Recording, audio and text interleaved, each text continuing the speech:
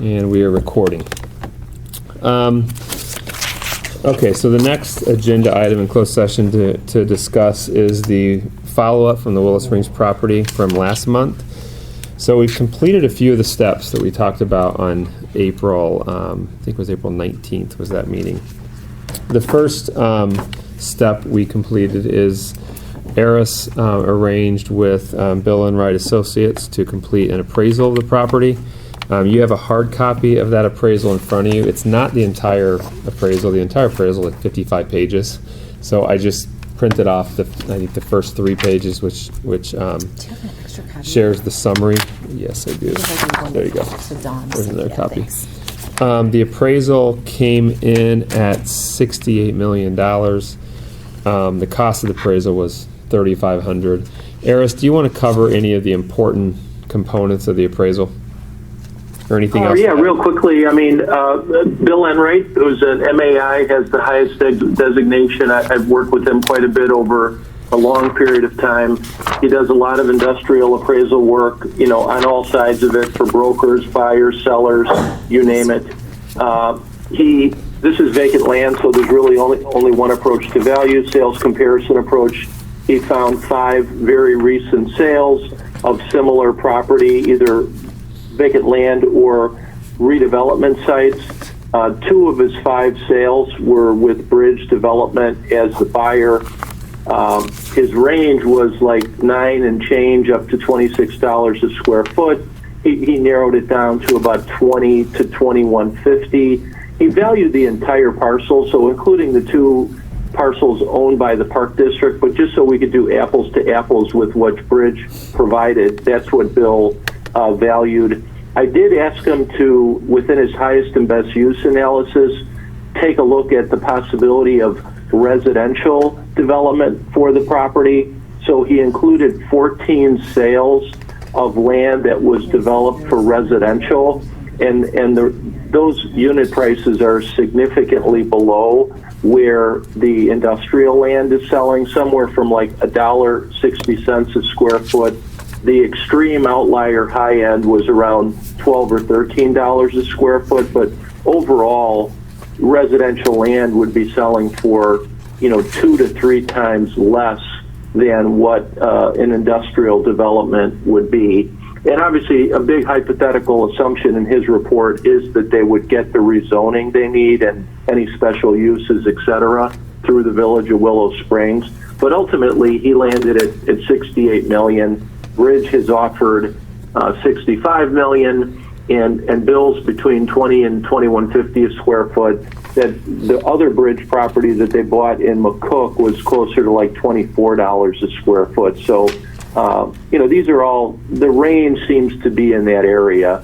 But that's in a nutshell his appraisal, which is a draft document. I did not ask him to finalize it, but it's very close to being final. Can you explain the benefit, Eris, of why having a draft document helps us? Yeah, I mean, at this point, it would give us one exception under FOIA, which would be pre-decisional draft document. Given that these conversations are being had in connection with the possible sale of the property, even if he finalized it, we could hang our hat on that. But at this point, I was more comfortable keeping it as a draft document. His opinion of value isn't going to change, but we could have it finalized at any time if that's what the board wants. And we probably want to do that if you decide to move forward with this, because one of the things we're going to want to do is set some kind of a minimum bid if you go through the sealed bid or public auction process. And the way Bill designed the appraisal, we would have a range, from about 65 million up to about 70 million or so in terms of setting that minimum bid price. Makes sense. Any questions? Go ahead, Julie. Just a quick one. This is Julie. Did the appraiser have the information regarding the amount of the bid that came over, or was he was he unbiased, or was he biased, I guess, by kind of the anchoring on knowing the $65 million bid? Yeah, so I talked about it with him on the phone. Initially, when that first came in, I called him just for sort of a telephonic reality check. Oh, sure, And he's right. like, Eris, that's totally in the ballpark. Because what Bridge is offering is like $18.75 a square foot. Bill's like $20 all day long. And then he's the one who told me about Bridge buying the McCook property at the $24 or $25 a square foot. So he was aware that this LOI came in. I don't think I sent him the LOI, but we talked about it just because he's a good resource, and it was a confidential conversation, but somebody I was looking for a reality check myself, you know? Sure. Okay, that's helpful. Thank you. Sure. Other questions or thoughts on the appraisal? Okay, so step 2 then was we had a meeting with the representatives from Bridge Industrial. Steve Grotzma is the COO and partner in Bridge. Jonathan Pozierski is VP of Acquisitions. Michael Androwich is a principal from Lee & Associates, and then me, Brian Stashak, Eris, Joby DeDaniels, and Julie Swinehart were in the meeting.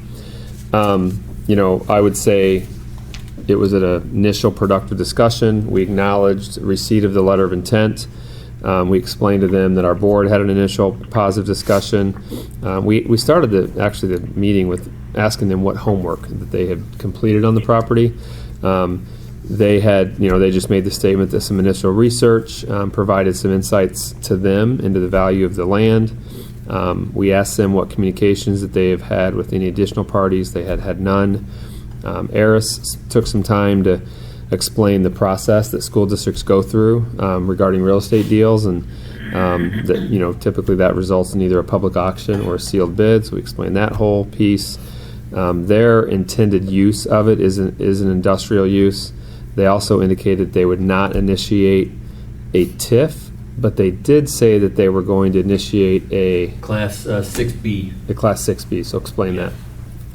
So essentially, what they're going to do is, and Eris, correct me if I'm wrong on this, because I'm familiar with the 6B properties, but essentially, Cook County has 2 methods, or for the most part, 2 methods of classifying property. And what they do is they look at industrial and commercial, and they value those at 25%. And that was set by historic numbers of what they've done over the years, and then residential at 10% of value, of market value, essentially. And that's really what you end up paying taxes on. And if I remember correctly, the 6B sets, this would be an industrial or commercial property, this sets their total percentage for what they would use at that 10% level instead of the 25% level. So there is a reduction of potentially of taxes of property taxes of what they would be paying there. Is that accurate, Eris? It's accurate, yeah. Class 6B is an industrial incentive, a level of assessment at 10% for a 12-year period, compared to the 25%, which is the normal level of assessment for industrial property. The difference between that and a TIF is that the TIF essentially and there's no property taxes coming from there right now. Yeah. That essentially we would maintain. I guess if they TIFed it, we would maintain. Eris, if they TIF that, would they value that at anything, or since there's no property taxes right now, we would receive nothing, right? Yeah, they would probably create the TIF from a timing perspective while the assessment was still zero. So the frozen or base amount would remain zero, and every dollar, once it was assessable, would be in the increment and thus not coming to any of the taxing bodies other than the village. Right, and that would be for probably a minimum of 23 years. Right. And so the 6B is only for 12? Is that what you said? It is a 12-year incentive, yeah. It's actually a 10% level of assessment for years 1 through 10. In year 11, it goes up to 15%, year 12 up to 20, and then it expires. However, it is a renewable incentive, and you don't see renewals all the time, but it is possible to get it renewed. And the district did go through, Eris, I forget how many years ago, sort of I don't want to say a battle, but went through this with UPS, right? Right. That was a question of when a 6B ends. Is that additional EAV considered, quote, new property under PTEL? Right. And PTEL did not include it as new property at the time. A prior chief school business official, Harold Wong, this goes back to 0506, and I was working on this issue at the time.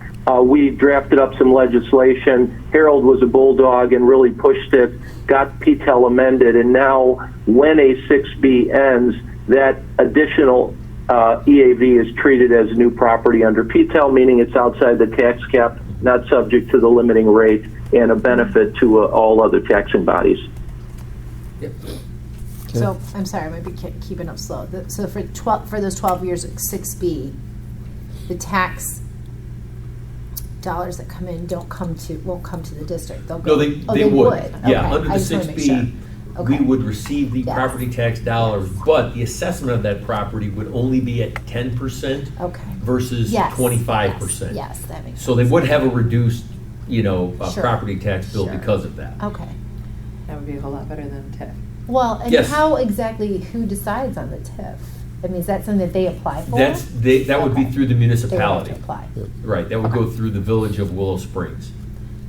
Is that something that then they would provide to us in writing that they weren't going to apply for a TIF? Because I mean, I think that has a lot to do with, Yeah, that's a good question for Eris. you know? Yeah, what we would do, and I've done this before, is in the terms and conditions of sale, there would be a provision where they would agree not to apply for a TIF, not to seek a TIF, not to even permit a TIF. They would object to it. We would record a covenant on the property saying essentially the same thing. And at the meeting, they're like, the numbers have not been run with the expectation of a TIF. We're not looking for a TIF. TIFs are not part of our plan. They did say the 6B was, quote unquote, a must for purposes of their budgeting. Yep. And wouldn't every developer pursue the 6B? I mean, it seems like it would be normal course market, but I don't know the industrial market. It is more and more common, and so a lot of the new data centers in particular that you see, and we have a lot of these that we've been involved in for clients in Elk Grove, Mount Prospect, Franklin Park, that area, they all have 6Bs. And if you look at the materials that Bridge provided, this little PowerPoint deck, a lot of their developments are done using a 6B. So frankly, you're seeing what I would call a real growth in the use of the Class 6B. Municipalities, I think, frankly, feel pressured to provide them because developers are like, hey, we'll go somewhere else. Now, this is unique where there really is no somewhere else. You know, this acreage is a real sort of rare commodity in that otherwise heavily developed area. So. The other, well, let me make sure there's no more questions on the 6B discussion. I don't think so. The other thing we asked them in the meeting was whether or not they realized that the Park District has a parcel there, and they did not. They did not know that the Park District has a sliver of that. Although their initial reaction in the meeting is they don't care. It still applies to whatever we own. And Michael Androwich, who was in the meeting as well, he called me today to confirm that they had a more significant discussion on Friday, and they don't care about that sliver of Park District. It doesn't impact their build out, is the way he explained it. So, so I think overall, and Jill and Julie and Brian and Eris jump in. Overall, initial positive discussion. I think it's probably safe to say that if the board, decides to move down this path, we could probably expect to see a bid from Bridge at the end of this. Yeah, if I could add just a couple things that I remember that might be interesting to people. Let's see if I can remember all four. One, they, I think, demonstrated a tremendous amount of enthusiasm and desire for the parcel, meaning it's, as Eris alluded to, it's unique, it's right by 294, it's right by UPS, it's like a home run for them. So I think there would, that tells me there'd probably be other interest in other bidders.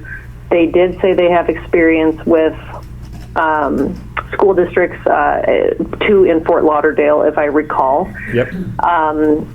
we talked about sealed bids versus public auction, and I kind of asked them, you know, do they have a preference? I would have thought they would have said public auction. I clearly don't know much about either thing, and they said actually we prefer sealed bid, and that's how we've always gotten that's how they've been successful in the sealed bid format.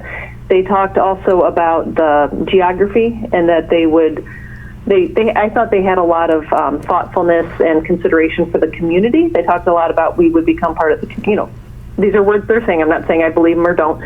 We'd be part of the community. They talked about significant berming along the west side where there are houses. There's also a grade school back there that has some baseball fields on it.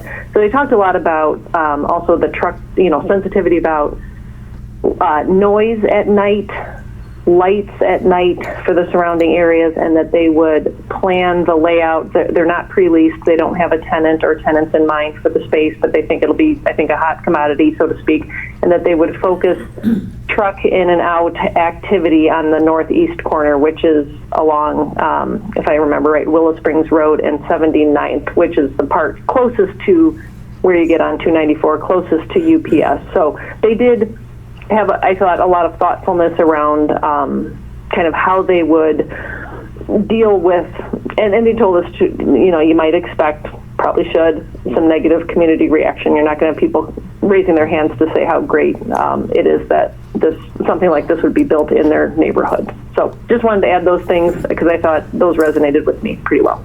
Yep. I have a couple other notes to add, say, for Julie, to you. You know, he expected that there would be pushback, you know, and usually probably around the control, you know, of how they could control the noise and the lights. They did write down that, you know, this is preliminary, but they feel really confident in this, in moving, that it would be successful. And that there's 4 people that sit on the investment committee, and this project's already blessed, so they're very enthusiastic about it. And they said that the risk is the due diligence, meaning the zoning, the rezoning, and that kind of thing. But they weren't put off by that.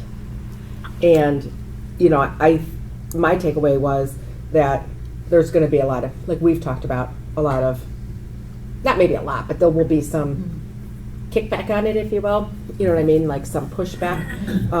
But they don't feel like they're scared off by that. Right. And they do their own, and like Julie, you had said, they don't have a tenant for this. They would build it and then find a tenant, and they do their own property management. So they would make the promise to the community that they would hold it as a core asset. So that would be in addressing the, I mean, who knows if they will, but I mean, that would be what they would be addressing for the community, then the noise and everything like that. So then, as it stands, because the property's in Willow Springs, does that village then benefit from the most, obviously, of any surrounding, from just, I'm just thinking too, like from their perspective, yeah, like what is their benefits then to them? And I guess I'm sure that this was already vetted, and I think it's true, obviously, because of it being so close to 294 right there, that it's already a truck route, that kind of thing. So, I think is it changing? Yeah. Yeah, I think along those lines, I think we're one of the areas where I think we're going to get some real pushback is from Burr Ridge. And the reason I say that is because you can get off of 55 on County Line Road, head right to 79th Street, turn left, and you're right at that property. And so you're headed right through Burr Ridge, through that whole area there. And, you know, you're talking about communities there that are fairly affluent when you're headed, you know, south on County Line Road there. And I think that because you can do that, and you can do it without paying tolls. That's, you know, sort of the key. You're not on 294, you're on 55, and you're able to get off at County Line Road, head south, and go right to 79th Street. And you can head right back over to That's Willow true. Springs Road that direction. So And so they'll divert, some of the traffic would probably go that way. potentially, which that's why I said that's why I think I think there's going to be some. More than, yeah. I think you know the Park District, the Village of Western Springs, residents there, and then I think Burr Ridge is going to jump in on that too. I really do. But that's, you know, hey. Yeah. Are there any other thoughts about the meeting that was held, or any other questions about the meeting?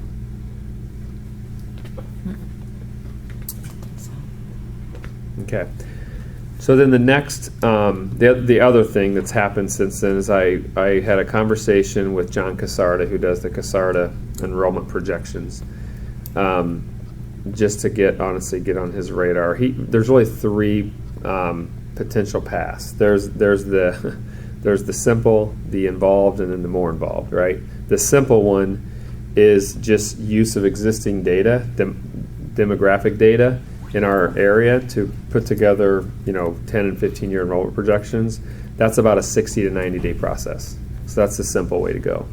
There's an involved one that requires, community surveys and more data collection. That's probably 90 to 120 days.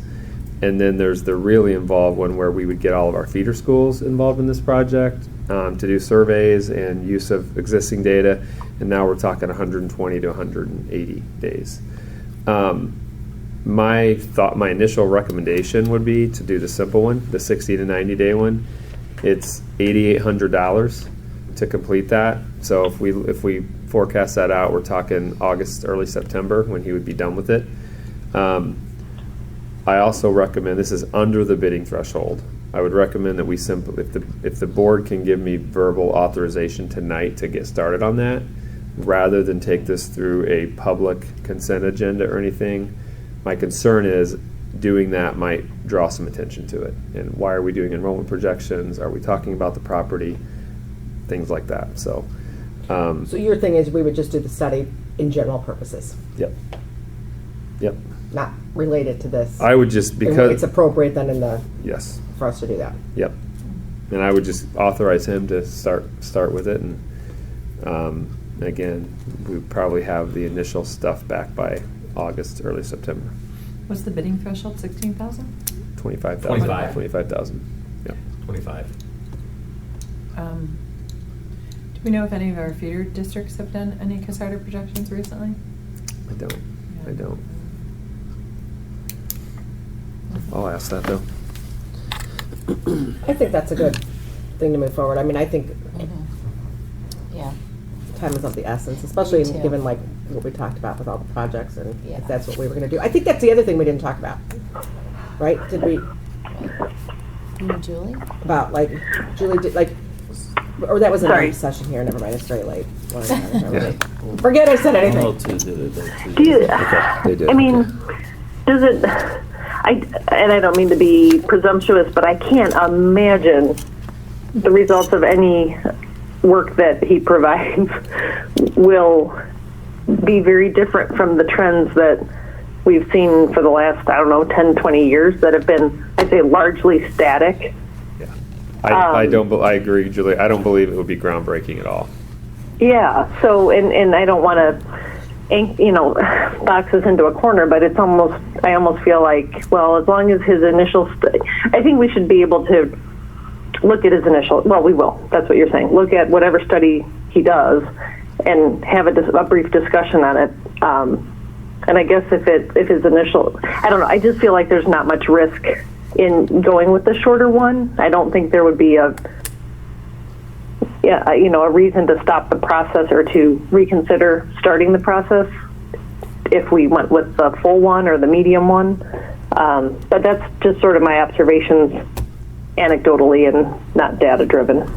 Well, I haven't looked at a Casarda study for a long time, but as I recall, there's kind of like three Yeah. trajectories, Yep, that's right. and It's like so an A, B, and a C. Yeah, Yep. an A, B, and a C, and so we can kind of get a benchmark as to regardless of which trajectory, if we're okay. Yeah, and keep in mind the more involved one is actually a little bit cheaper because you're sharing the cost with the With all feeder the- schools. Yeah, but I agree that's gonna, But it'll slow it down. it slows it down and Yeah. it raises a whole lot of, potentially raises more attention to it. I do think too, like when this gets to the point that it's public, I feel like the very first question is going to be, have you even done enrollment projections to indicate that you don't need this property? And if we don't have that ready, I think it could be a initial like roadblock. Yeah, that's definitely something I think we have to check the box on. Eris, you were looking for PR firms for us to talk to about this kind of project? I was not tasked with that. I think we had talked about reaching out to District 211 out in Palatine-Schaumburg. Lauren Hummel, who's Brian's counterpart out there, they had done something very similar to this when they sold a 60-acre fifth campus right before COVID. So I can certainly get you names because we interact with public relations firms on a pretty regular basis. I'm happy to provide a few names if you want. Can you send that to me, Eris? Yeah, that'd be A couple Yeah, of of course. PR firms? Yes. I think if we Yeah. get, and you send a couple too, if we have 3 or 4 that we can. Yeah, it'd be helpful to anybody who's kind of been through this process that can help us, craft the narrative, clearly communicate the information to the public and that kind of thing. That'd be Yeah, I great. mean, I think we would not go public until the PR firm is Right. telling us what they were, we have to I engage, think with them. it's a must. It's I'm a gonna must. say, I think It's a must. it's a must from the beginning. Yeah, Yeah, yeah, absolutely. absolutely. So let me go back to the Casarda thing. Yep. Is there any concerns with moving forward with the simple $8,800 Casarda projections? No. Okay, so that's one thing. The second piece is we will start to explore PR firms. The third piece is, and Eris, I need your help on this one. Is this the time where you begin to prepare terms and conditions, or is that down the road? I certainly could do it, and the board can look at it and have something to think about in terms of these would be the proposed terms and conditions. I don't think it's really an urgent item right now, but I'm happy to do it. And if the ultimate decision to move forward with this won't be coming until August, September, it's something we could do between now and then, but it might be helpful just for the board members to have the terms and conditions and review them, maybe have ideas for a few other things as well. I mean, there's no harm in doing it now. Yep. Okay. Yeah, and maybe, go ahead, Brian. No, we'll talk about something. That's fine. Go ahead. No, I was going to say, I mean, maybe the Casarda projections come quicker, come more at the 60-day mark, and we're sitting here in mid-July. I think a realistic timeline is August, September for this. I do have one question though with the appraisal. There's nothing that, prior to doing anything, there's nothing that's like, that's comparable to close, because that would obviously impact the appraisal. Because that wouldn't have been considered once it closes. Eris, Can did you hear that? rephrase that question? I Yeah, didn't so- quite understand what you were asking. For the appraisal, there wouldn't be any, it's not like if we're waiting 6 months, 5 months, there's no properties of that would be closing, that would be comparable, that might impact the appraisal that we would want to refresh in it. Yeah, I mean, the farther out we get from today, so for example, in a month, 2 months, 3 months, if we're still, kind of in the refining process and getting the last bits of information the board needs, I would talk to Bill Enright and say, Bill, have you heard of any other sales? And there probably will be additional sales because the market is very hot for industrial development. And, it might not be another bridge development sale, but it could be one of the other players out there. So we would definitely want to at least get sort of an oral update from him that there isn't some similar property in the same submarket that sold for $28 a square foot or $18 a square foot, just to make sure we've got the latest and greatest. Yes. Okay, that sounds great. Just because we don't want to go, just kind of revisit it. I think an oral's great. Did we ever find out, how long did it take 211 to get through the process? Do we know? Eris, did you hear that? Yeah, so theirs was kind of an elongated process, and the reason is there, once the terms and conditions, they went through the bidding process, they got a bidder, and then there was turbulence in terms of what they were planning on doing and their ability to finance it, so it just took longer. They had multiple extensions prior to closing, but it eventually closed, and I know I was on another call with the Village of Schaumburg. They are, the project is moving forward. So, some of these go super smooth. The one I did for Indian Prairie on a elementary school site, it was about 25 acres that was sold to a residential developer. that one hit every benchmark, no extensions, super smooth, and experienced developer, and was a win-win for everybody. So it's going to depend, I think. Bridge is a very seasoned developer. They've done so many of these. I think they will demonstrate that they know what they're doing as the process unfolds. So, What was that? So, Eris, what was the time frame for like 204, which was smooth, versus the one that was extended through 211? yeah. So, I mean, what the board approved moving forward, we did it as a sealed bid. There was a bid opening, I want to say 10 days after the last publication date. We did it at the admin center, and then the board meeting, there was a board meeting scheduled for like within a week of the bid opening. Everything was approved at that point. They had, I want to say, 120 days for their sort of physical due diligence, soil borings and hydrology and any type of archaeological stuff that needed doing.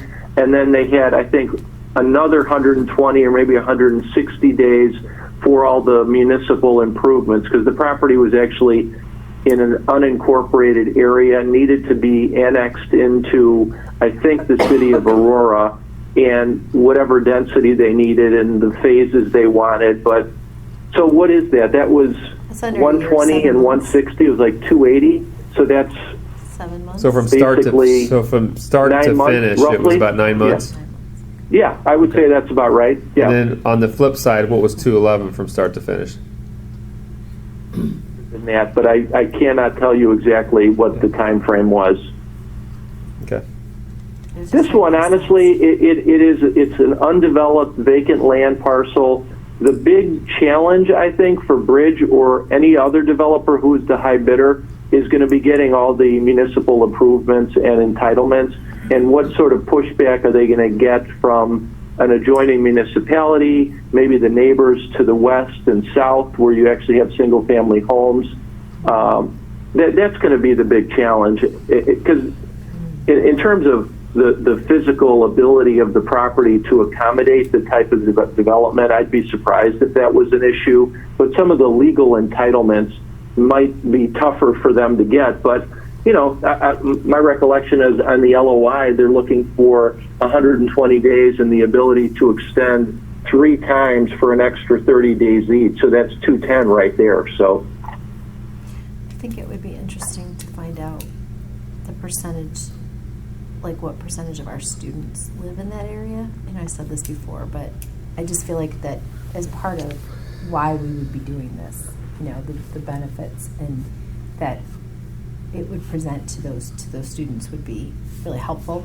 So it's good to know, like when you're looking at that population who's impacted by it, what percentage of them would send their kids here to LT. How would you define impact by the houses that are adjacent to it, or just in that whole, all of Willow Springs, or? Well, yeah, Willow Springs, but then the Burr Ridge, you bring up that Yeah. point. I know that we have some students from Burr Ridge, and I think, it's really critical for them to understand if they're letting, bless you, any truck Thank you. traffic Sorry. through, or Yeah. if there's potential of pushback, that they see the other side of it, which is like, what will their students benefit from? What would a person who potentially buys their home then too benefit from sending their student here? Mm-hmm. Why? So that's why I think for me, I would really kind of be curious to know, when we're looking at that population that's going to be impacted by it, how many of them are feed over into our area? Because I know there's some that through Willow Springs, they go to Argo. So, I just kind of want to know, like, the percentage that's impacted by this area, are they really all of our students? They might be. Right. So with the sealed bid, is that a risk for Bridge if someone comes in at a higher amount, that then they could lose out potentially? Yeah. Yeah, that could. they could, yes. Benefit us, but certainly, Okay. yeah, could hurt them. It's very similar to the same bidding process that we go through for any of our procurement when we're, Right. for projects, that type of thing. It's, you bring in the sealed bid, and in this case, we're looking for the highest bidder, but on those, we're looking for the lowest responsive bidder. And so, yeah, that could be any organization. Okay. We're not obligated to take the highest bidder if we felt that there was more of a responsible builder. I'm not saying that this, but No, we have that's a the good point. ability to, I don't if know. That's, That's a good question. Yeah. no, that's where the terms and conditions come in, right, Eris? So we set that. Yeah, we can craft some of the language to give the board flexibility. You know, as a practical matter, any bidder is going to be looking for industrial development. The density is going to be probably very similar in terms of what any of these, you know, household names, so to speak, Bridge, Duke, Cornerstone, Panattoni, some of the other ones that I've mentioned, and they're all going to have the ability to get it done and, you know, be pretty major operators if they're looking at a property like this, you know. Yep. Sounds good. Okay. So two things, obviously, we'll move forward with Casarda projections, we'll engage with a PR firm. I think those are the two initial steps. And, you know, we'll have probably a brief update to the board in closed session at the June meeting. I guess here's one more question. So the other thing that came out of the meeting with Bridge was that, you know, we got assurances from them that they would keep this confidential for obvious reasons. I don't think we're in a position yet where we need to share this with anyone, whether that be the Park District or Pleasantdale or anyone else yet, but does anyone else feel different on that? I'm good with that. I think we need to complete a few of these things first Yeah, before we get to. You don't want to because you don't want to get it out before. I mean, I Right. very, very strong, feel very Yeah. strongly that we don't want, we should have a PR firm and everything in place Yeah. and the message Yes. should be universal. Yep. Yeah. Yep. That's my- 100%. Agreed. Yep. Sounds good. Julie, Allison, Eris, anything else? I've got nothing else, thank you. You have to have PR in place before anyone hears anything about this. Great. Agreed. Okay. I'm good, thank you. We did commit in the meeting with Bridge. I think at the end of that, I said I would follow up with them before the end of the month to give them, you know, just the update. Eris, what are your thoughts on what information to share with them? I mean, I think you can let them know the board had a, you know, complete and robust conversation, that you are doing your own due diligence, which includes, and I think this was mentioned at that meeting back on May 2nd, that, you know, would it be prudent for the district to sell the property from an enrollment perspective? You know, and getting a study from Casarda, I think they'll think that makes a lot of sense. Beyond that, you know, I think maybe tell them the timing, Brian, that if assuming the board moves forward that simplified Casarda study, that could be a 60 to 90 day period. So realistically, the soonest this would happen, you're probably looking at like Labor Day, close to Labor Day. Yep. Okay. I will do that. Cool. Thanks. All right. Any final questions or thoughts? We may have forgotten to mention that the COO, Steve, was an alum, right? So he was Yeah. like, just extra, just all about this project. Yep, absolutely. Sorry, just thought of that, wanted to share. I guess one final thought, Brian put together just the preliminary costs that would be associated with this so far. The appraisal was $4,500, the title search was $1,500, and the Casarda study was $8,800. So just to give you an idea of But kind the of appraisal we had, right, or is that was not, this is not an official. Actually, no, I thought the right? appraisal was $3,500. Is it $4,500? No, it's 4,500. It was actually a range of 4,000 to 5,000, Okay, so 4,500. and then Okay. Bill's landed in the middle of the range. Great. Okay. Okay, thank you. Thanks, Eris. You're welcome. Yeah, thank Did we you. let Eris go? Thank you. Before we close. Thanks, Eris.